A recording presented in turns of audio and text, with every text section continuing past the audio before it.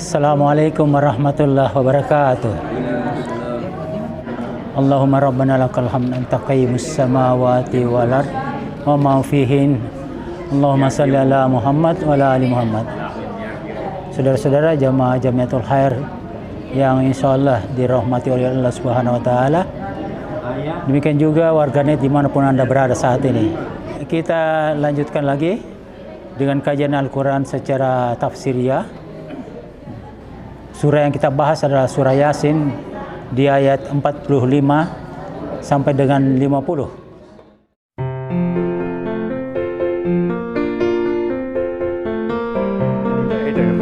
Jadi keyakinan itu, ini persoalan keyakinan. Kalau keyakinan begitu, Allah menghendaki jadi deh. Ya, bismillah atas kehendak Allah. Ya.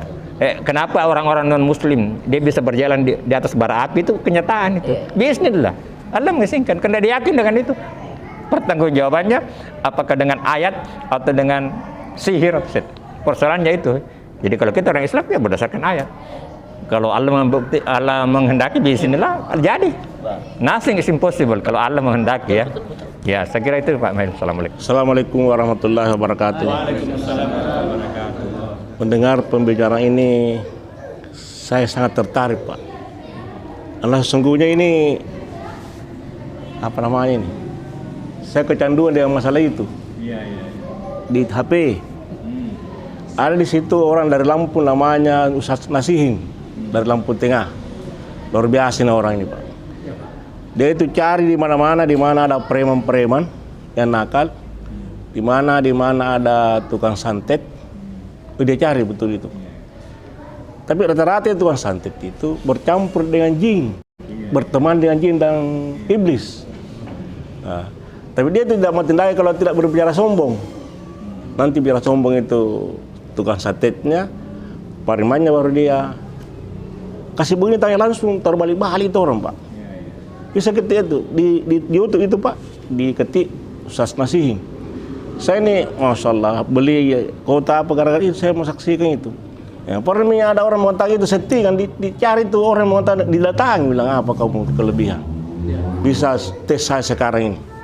Masya Allah itu orang luar biasa itu, Pak. Kemudian di ujung-ujungnya itu untuk bisa ini dukung ini taubat kepada Allah Subhanahu wa taala. Bahkan dia bisa syahadatkan itu orang itu. Perjanjian dulu kalau kamu kalah ada saya punya permohonan. Bisa bertobat kepada Allah. Kalau bisa bertobat saya lawan, kalau tidak ya percuma. Karena saya datang ke sini untuk Anda mentobatkan ini dengan ilmu hitamnya ini. Masya Allah. Ini Pak, ini sudah berapa bulan itu habis kota aku beli lagi karena saya senang lihat itu. Senang lihat. Dan para bulan itu orang-orang yang sombong sekali, tepuk dada itu yang kalau tepuk dada mau sudah mau itu. Iya. Dia bisa orang kasih kaku orang, Pak. Kasih kaku.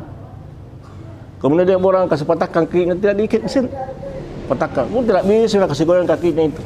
Saya lihat di YouTube itu, Pak. Masya Allah. Dan ini orang ini ya ibadahnya kepada Allah Subhanahu wa taala luar biasa itu. Kemudian ayat yang diandalkan itu ayat kursi saja itu, Pak. Diandalkan itu kalau dia berlawanan dengan orang-orang yang menganggap dirinya hebat, sudah.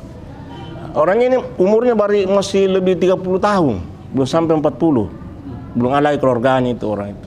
Kemudian yang kedua, berbicara hari kiamat, ya hari kiamat, ya dalam arti kata hari kehancuran untuk sebagai salah satu pemisah antara alam dunia dan akhirat nanti, ya kalau bagi kita itu kan tahu ada alam kubur, bukan kuburan, tapi alam kubur atau alam barzah di mana itu juga adalah pemisah. Menurut para ulama juga bahwa di situ kan orang melihat di dunia, orang juga melihat di akhirat. Ada kaca begitu. Ya, tetapi dia diberi prolog. Kalau calon surga ya diberikan memang yang enak-enak. Sehingga dia itu merasa, kapan lagi saya bisa tiba di situ? Sudah mau sekali gitu.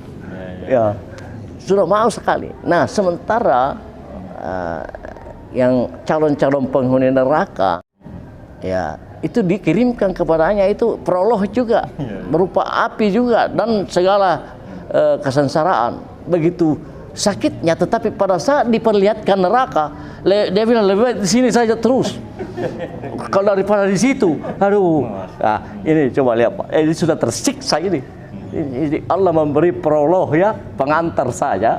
Nah, orang-orang ahli neraka sudah terasa sakit sekali, sudah tersiksa, tetapi karena melihat neraka yang akan datang lebih lagi, selalu dia bilang jangan sampai ke situ. Sementara itu insya Allah semoga kita calon-calon ahli surga ya, dikirimi itu apa namanya aroma surga ya, dengan amalannya sudah enak apa, tapi dia lihat lagi surga, udah sudah lebih baik tinggalkan misalnya ini deh, sudah ada itu yang lebih baik. Jadi Terima kasih. Nah, ini saja sumbang pikir ya. Pernah saya dengar ada ulama mengatakan begini. Nanti di akhir zaman ketika mau kiamat, sebelumnya itu semua orang muslim sudah meninggal. Dia tidak mengalami itu namanya hari kiamat menurut pendapat ulama itu ya. Katanya ada angin yang datang yang sejuk begitu sehingga semua orang muslim tiba-tiba meninggal. Sudah meninggal. Jadi semacam virus barangkali ya. Kalau saya pikir-pikir juga orang meninggal sebenarnya sudah tidak rasakan karena sudah lewat nih ya. Jadi yang mendapatkan kiamat itu orang celaka. Karena luar biasa itu goncangannya. Bumi ini digulung, terus planet-planet tabrakan segala macam. Itu luar biasa keadaannya, tapi wallahu alam, Allah Maha mengetahui ya. Tadi Bapak istilah menyebut bahwa pada saat terjadi hari hanya itu hari kiamat yang kita tidak tahu kapan. Ya saya sependapat karena ada dalil bahwa tidak ada lagi orang muslim pada saat itu. Tidak ada, bahkan Ka'bah sudah diruntuhkan semua.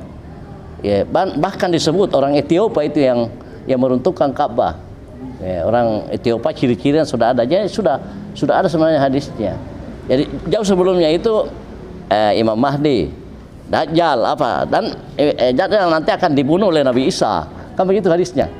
Nah, setelah itu Nabi Isa datang, Islam semua.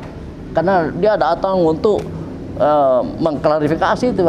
Tetapi setelah itu lagi ada lagi masa di mana kafirlah semua. Pada saat kafir itulah semua, saya setuju, terjadilah kiamat. Sebelumnya mohon maaf karena tidak mungkin nyambung dengan topik Pak. Ininya pertanyaannya. Sebenarnya saya mau sambung sedikit mengenai ayat mutasyabihat dan muhkamat yang minggu lalu. Iya, tapi mungkin agak panjang menanti waktu tidak cukup Pak. Nah, mungkin lain kali saya tanya lagi Pak. Yang saya mau tanyakan saat ini tuh yang saya diskusikan kemarin dengan Bapak. Ada hadis atau ada ayat itu mengatakan kemiskinan itu apa namanya dekat kepada kekufuran. Saya walau alam hadis atau ayat. Cuma yang hadis. Cuma yang saya pertanyakan, apakah ini apa namanya? Mungkin dari sudut pandang saya, mungkin apakah ini sesuai? Karena di apa namanya ada berbagai konteks yang menyatakan justru sebaliknya. Justru kekayaan lah yang mendekatkan kita itu kepada kekufuran, karena mungkin juga secara psikologis barangkali bisa apa namanya dilihat bahwasanya manusia ketika dia sedang miskin itu memang ingat kepada Allah, itu apa namanya lebih dekat kepada Allah ketika dia sedang miskin atau ketika dia sedang sakit, pasti apa namanya naluriahnya itu pasti ke Allah itu. Yang justru riskan itu ketika dia kaya atau ketika dia sehat, itu justru naluriahnya itu dia lalai. Artinya apa namanya tidak sedikit orang ketika diuji dia dengan kemiskinan itu dia lolos, dengan kesakitan itu dia lolos. Tapi banyak orang yang diuji dengan kekayaan dan kesehatan justru dia lalai. Nah, ini apakah apa namanya tidak bertentangan dengan konteks ayat ini? Dan juga di zaman Nabi kan ada kisah mengenai Sa'labah yang ketika dia sangat miskin itu sampai diceritakan di Cerah Matahari barangkali, sarungnya itu sampai apa namanya? Iya, setiap dia sholat itu salam dia pulang, salam dia pulang. Nabi tanya kenapa, karena sarungnya mau dipakai istrinya dan minta didoakan Nabi karena sangat miskin, minta didoakan supaya jadi kaya. Nabi doakan jadi kaya, kaya, artinya tidak sholat lagi, tidak ini lagi. Jadi seperti itu. Jadi apakah tidak ada konteks yang apa namanya, mungkin ada sudut pandang lain mengenai hadis ini? Dan juga kan banyak juga di masyarakat kita itu apa namanya seperti itu tadi. Artinya ketika miskin dia memang apa namanya taat, tapi ketika diuji dengan kekayaan tidak sedikit yang lalai. Tapi kalau saya kira mau disurvei, saya lebih yakin bahwasanya lebih banyak dari apa namanya yang lalai itu yang kaya, Pak. Artinya memang itu susah ini. Artinya ini saja di masjid, Pak, yang sholat berjamaah. Yang tidak sholat berjamaah ini saya yakin bukan orang miskin. Artinya kebanyakan pasti orang yang dilalaikan oleh kesibukan dunia, Pak. Memang ada dalil ya yang mengatakan bahwa kefakiran itu akan mendekati kekufuran. Tentu kita tidak serta-merta melihat bahwa miskin saya baru menjadi kafir. Tapi saya pikir ada latar belakang. Ya, tergantung konteks latar belakangnya ini. Ya, kalau miskinnya itu memang dasar agamanya tidak ada, ini yang dimaksud mungkin, Pak. Karena dia selalu tidak ada akhirat kan. Nah, dia juga mau senang. Nah, kalau begitu lebih baik sembarang saya perbuat, pergi mencuri, pergi apa. Karena memang tidak ada. Yang seperti ini yang berbahaya menurut saya. Tapi kalau sudah peletakan iman, alhamdulillah di dalam ini rukun dasar imannya itu sudah kuat, mungkin dia pilih miskin daripada kaya. Itulah yang seperti tadi. Karena kaya itu banyak yang harus dipertanggungjawabkan. Sementara miskin ini mungkin dia mengatakan, wah sudahlah, mengerikan ini kalau saya kaya.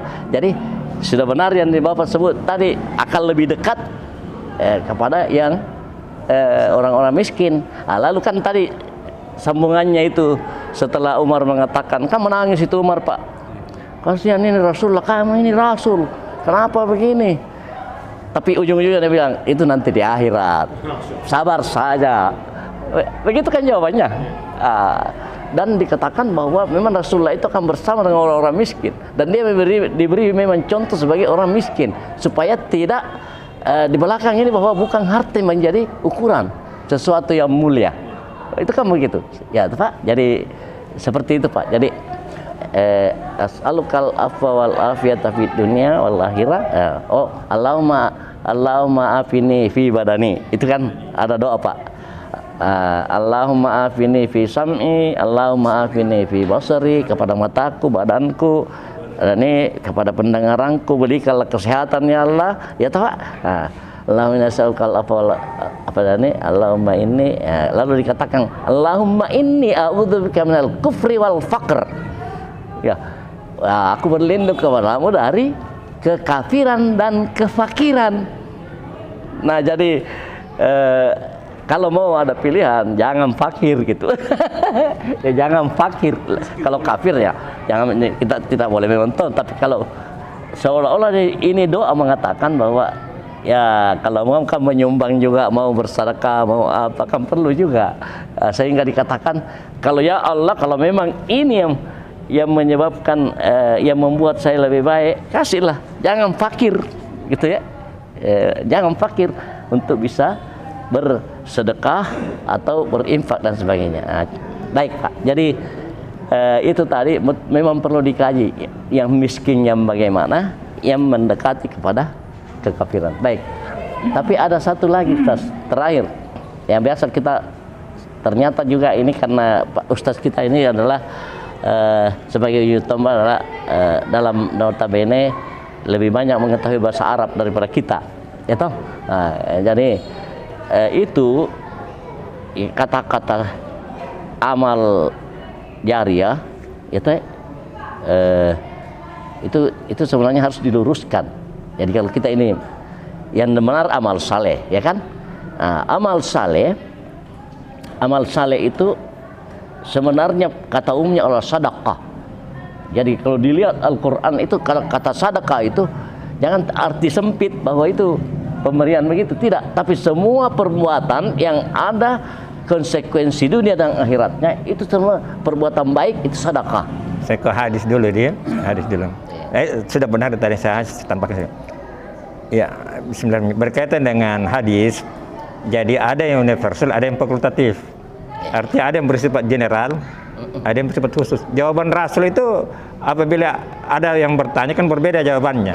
Ketika ditanya oleh seorang anak muda dan ditanya oleh orang tua. Ketika anak muda itu ditanya apa yang amal yang paling bagus, yaitu berbakti kepada orang tua. Sedangkan orang tua yang datang itu jawabannya adalah zikir. Ya, jadi di dalam konteks ini kenyataannya dalam Al-Quran memang banyak, kebanyakan orang kaya yang menolak itu, orang yang pemimpin ya dalam kenyataannya. Tetapi seperti yang dikatakan tadi itu kefakiran itu mendekat karena akhirnya dia bertindak, karena ada sikap itu asosial istilahnya, antisosial.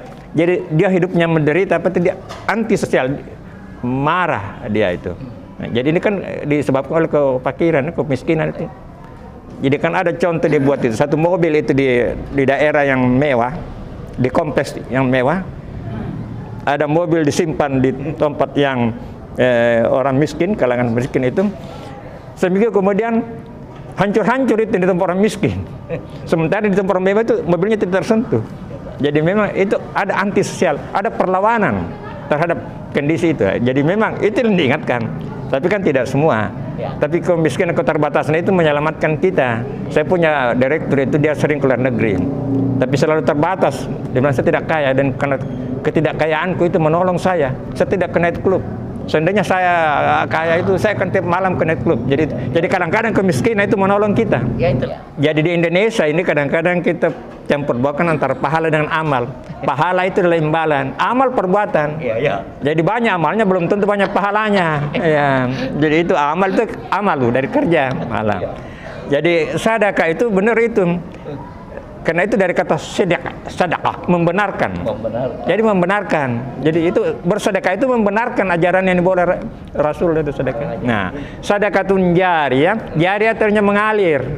Nah, jadi sedekatun jariyah membenarkan bersedekah dia dan mengalir terus, dalam artian suatu tempat seperti masjid itu dan masih digunakan. Mengalir terus. Selama ini difungsikan. Jadi itu ya. Dibahas surat Yasin, saya juga punya teman, maksudnya ini saya saksikan langsung juga.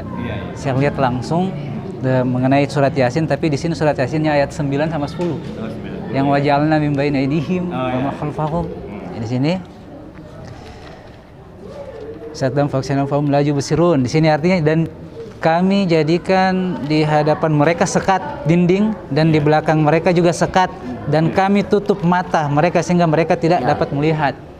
Nah, itu biasa untuk kalau misalnya ada yang pencuri, Pak. Pencuri, dia tidak tahu jalan keluar itu, Pak. Yang kita baca pakai yang itu. Nah, terus kalau untuk yang saya saksikan sendiri juga, ini ayat 10-nya.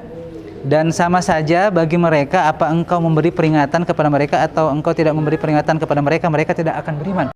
Pada saat dua ayat ini dibaca, kita baca di depan pintu, Pak, begini, melingkar, terus kita tiup, itu ketika ada nu tidak baik, hancur semuanya, Pak. Dan itu saya dengar sendiri, meletus, pak, hancur kayak suara besar sekali, sudah meletus besar, tek, batu jatuh besar sekali, tapi tidak ada batunya. Dan itu saya saksikan langsung. Di situ langsung menambah keyakinan tentang ayat-ayat ini. Dan pada saat ayat-ayat suci ini kita baca, setiap ayat memang punya rasa yang berbeda-beda. Kita baca Al-Fatihah, ada rasanya. Kita baca surat Yasin, apalagi Yasin ini jantungnya Al-Quran, memang beda juga rasanya, Pak.